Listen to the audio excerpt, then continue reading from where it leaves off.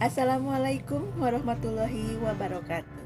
Bertemu kembali dengan Dina Nurrohmah pada pelajaran sosiologi.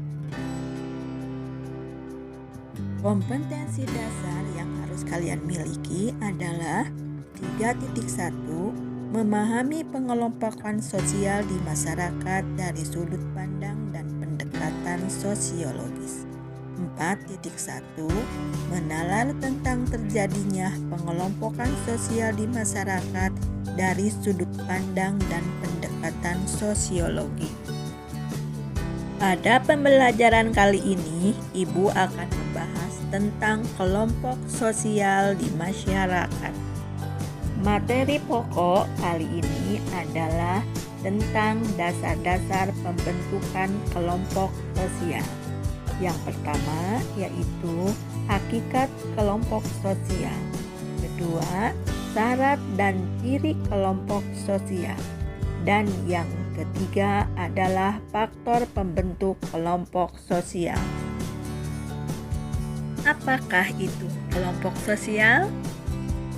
Bacalah pengertian dari beberapa ahli seperti Paul B. Horton, Surjono Sukanto, Hendro Pito tentang pengertian kelompok sosial.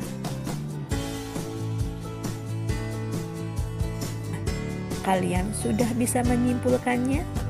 Baiklah, kelompok sosial ini mempunyai kata dasar, yaitu manusia dan interaksi. Jadi, kita simpulkan bahwa kelompok sosial adalah kumpulan individu yang memiliki hubungan dan saling berinteraksi. Suatu kelompok disebut sebagai kelompok sosial apabila mempunyai beberapa syarat, yaitu yang pertama, setiap anggota kelompok memiliki kesadaran bahwa ia bagian dari kelompok tersebut. Yang kedua, adanya hubungan timbal balik antar anggota. Ketiga, adanya faktor pengikat. Dan yang keempat, adanya hubungan timbal balik antara anggota yang satu dengan yang lain dalam kelompok itu. Adapun ciri-ciri kelompok sosial adalah: 1. Memiliki struktur sosial. 2. Memiliki norma. 3. Memiliki kepentingan bersama. 4. Adanya interaksi dan komunikasi di antara para anggotanya. Faktor pembentuk kelompok sosial ada: 1. Naluri gregariousness. 2. Kepentingan yang sama. 3. Pertalian darah. Dan 4. adalah wilayah yang sama. Setelah menyimak pembelajaran, kalian apakah sudah memahami arti dari kelompok sosial? Bisa menyebutkan syarat dan ciri kelompok sosial? Dan juga bisa menyebutkan faktor pembentukan kelompok sosial? Agar lebih paham tentang dasar-dasar pembentukan kelompok sosial, isilah kuis yang ada pada slide ini.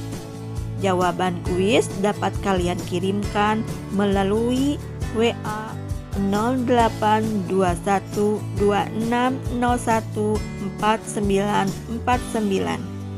Materi yang kita bahas masih dalam bab 1, yaitu kelompok sosial di masyarakat. Materi pokoknya kita akan membahas berbagai bentuk dan jenis kelompok kepentingan di masyarakat. Bentuk dan jenis kelompok kepentingan di masyarakat oleh beberapa para sosiolog dibagi ke dalam beberapa bagian seperti menurut Emile Durkheim. Emile Durkheim ini membagi ke dalam 2 kelompok, yaitu kelompok solidaritas mekanik dan kelompok solidaritas organik. Menurut Emile Durkheim, solidaritas mekanik ini adalah kelompok yang belum mengenal adanya pembagian kerja, dan mereka itu dapat memenuhi kebutuhannya masing-masing. Kelompok ini diikat oleh kesadaran kolektif dan kelompok solidaritas mekanik ini ada pada masyarakat pra-industri. Contohnya adalah masyarakat suku Baduy. Mengapa masyarakat suku Baduy termasuk ke dalam solidaritas mekanik? Karena masyarakat Baduy yang berada di Banten, pembagian kerjanya masih sederhana. Umumnya mereka berladang dan bertani untuk memenuhi kebutuhannya masing-masing dan juga masih menjalankan peraturan yang baik. Yang kedua, menurut Emile Durkheim ini yaitu tentang kelompok solidaritas organik. Di dalam solidaritas organik sudah ada pembagian kerja. Mereka tidak dapat memenuhi kebutuhannya masing-masing dan juga diikat oleh kesadaran individual, dan solidaritas organik ini ada pada masyarakat industri. Contohnya yaitu misal pada proses produksi teh kemas atau teh celup. Nah, kenapa termasuk ke dalam solidaritas organik perusahaan teh kemas ini? Karena proses produksinya berlangsung sistematis. Para pekerjanya bekerja sesuai dengan job description-nya atau deskripsi pekerjaannya. Terus spesialis pekerjaannya sangat mencolok. Misalkan ada sekelompok pemetik teh, pemangkut teh, ada yang bagian pengemasan, bagian pemasaran produk, dan seterusnya. Jadi intinya bahwa Emile Durkheim ini menitik beratkan kepada berdasarkan pembagian kerja. Tokoh sosiolog kita yang kedua yaitu adalah Ferdinand Tönnies. Ferdinand Tönnies mengemukakan bahwa bentuk kelompok yang dia temukan adalah Gemeinschaft atau paguyuban, dan yang kedua itu Gesellschaft atau patembayan. Di dalam Gemeinschaft atau paguyuban, menurut Tönnies memiliki hubungan batin yang kuat, alamiah, dan kekal. Terus juga memiliki 3 ciri, yaitu intim, pribadi, dan eksklusif. Juga memiliki 3 tipe, yaitu Gemeinschaft by blood, Gemeinschaft of place, Gemeinschaft of mind. Nah, Gemeinschaft by blood ini adalah hubungan yang terjadi karena adanya tali darah atau persaudaraan atau kekerabatan. Seperti kalau di kita dikenal ada yang namanya marga, yaitu seperti Nasution, Pane, Simorangkir, dan lainnya. Sedangkan kalau Gemeinschaft of place ini, hubungan ini terjadi karena faktor kedekatan tempat tinggal atau tempat kerja. Sedangkan juga kalau Gemeinschaft of mind ini terbentuk karena adanya persamaan pandangan, baik itu keterampilan, jenis pekerjaan, mau tidak mau ini terjadi hubungan yang spesial. Contoh dari paguyuban ini seperti keluarga, hubungan kekerabatan. Yang kedua menurut Ferdinand Tönnies ini adalah Gesellschaft atau patembayan. Patembayan ini bersifat sementara atau semu, bersifat sebagai bentuk dalam pikiran belaka atau imaginary. Strukturnya bersifat mekanis dan masih menggunakan pikiran yang rasional seperti untung rugi, prestasi, karir, dan sebagainya. Contoh hubungan ini yaitu dalam dunia industri. Bentuk kelompok yang dikemukakan oleh Charles Harton Cooley dibagi ke dalam dua kelompok, yaitu kelompok primer dan kelompok sekunder. Kelompok primer ditandai dengan adanya pergaulan, kerjasama, dan tatap muka intim. Tujuan individu menjadi tujuan kelompok juga. Terus kelompoknya kecil tetapi langgeng, seperti keluarga, rukun tetangga. Kelompok kedua menurut Charles Harton Cooley adalah kelompok sekunder. Kelompok sekunder ini terdiri banyak orang, sehingga kelompok ini adalah kelompok yang besar. Hubungannya tidak bersifat pribadi dan bercirikan kelembagaan dan sifatnya tidak begitu langgeng. Contoh universitas, partai politik. Ada in-group, ada out-group.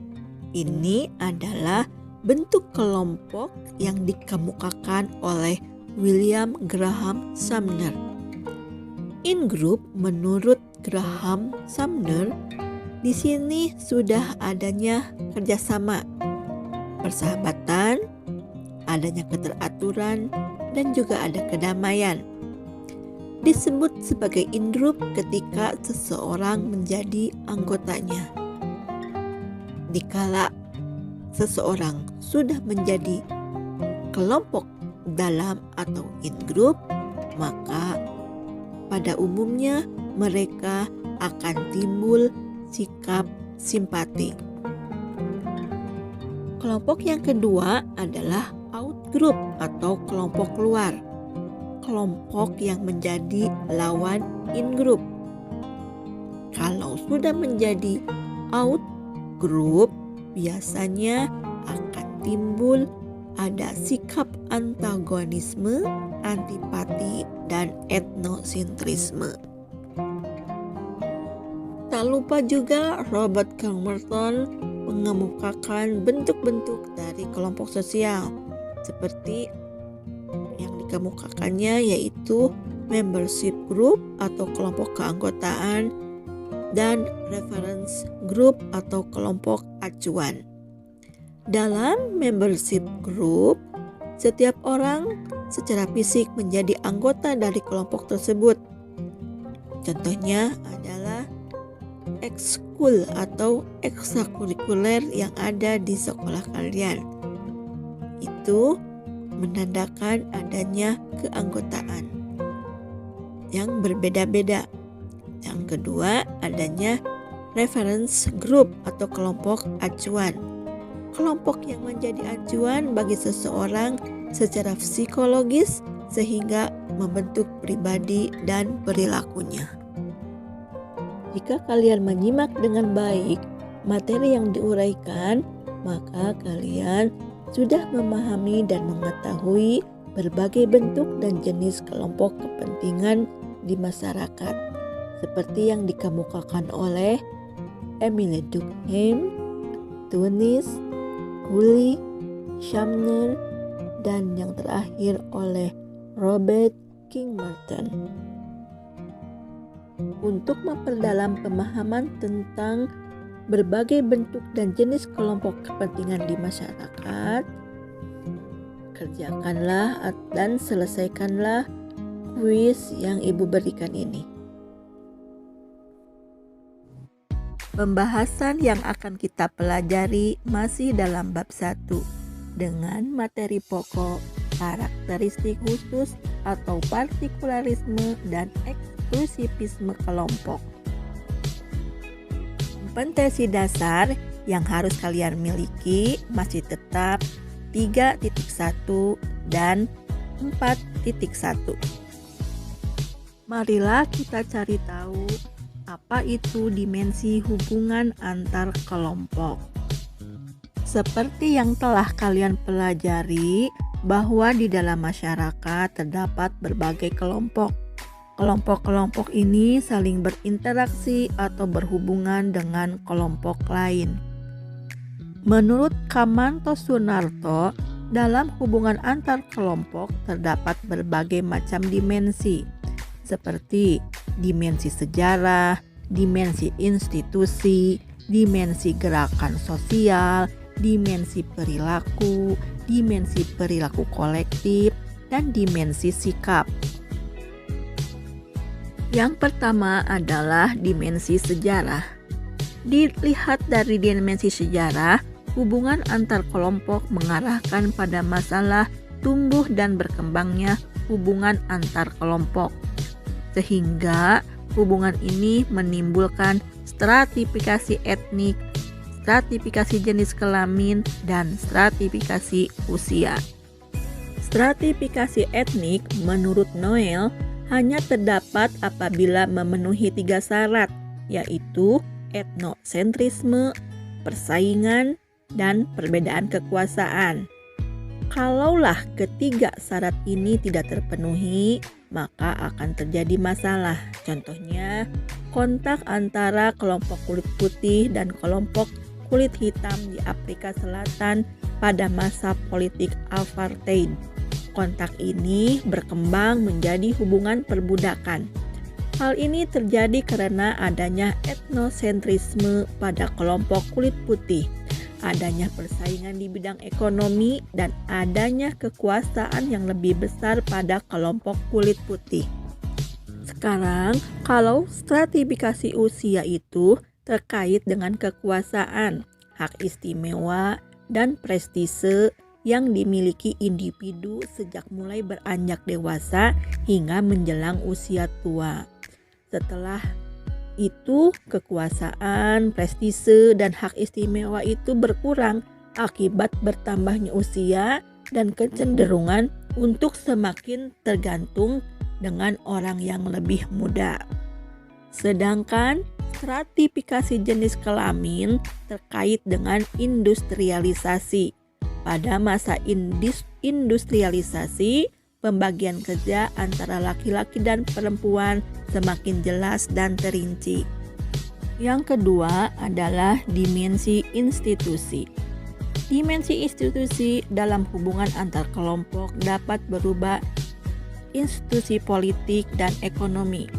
Institusi dalam masyarakat dalam memperkuat pengendalian sosial, sikap, dan hubungan antar kelompok. Institusi dapat berfungsi untuk menghilangkan pola hubungan antar kelompok yang ada. Maksudnya, yaitu hubungan antar kelompok menjadi bersifat birokratis saja dan tidak ada hubungan yang bersifat lebih personal selain antar institusi belaka. Contohnya adalah jika ada seorang petugas administrasi tidak perlu mengenal dengan baik orang-orang dari instansi mana yang dihadapinya. Hubungannya hanya mereka, tidak lebih dari hubungan administratif saja. Ia melayani keperluan administrasi konsumen dan konsumen membutuhkan pelayanan administrasi darinya. Yang ketiga adalah dimensi gerakan sosial.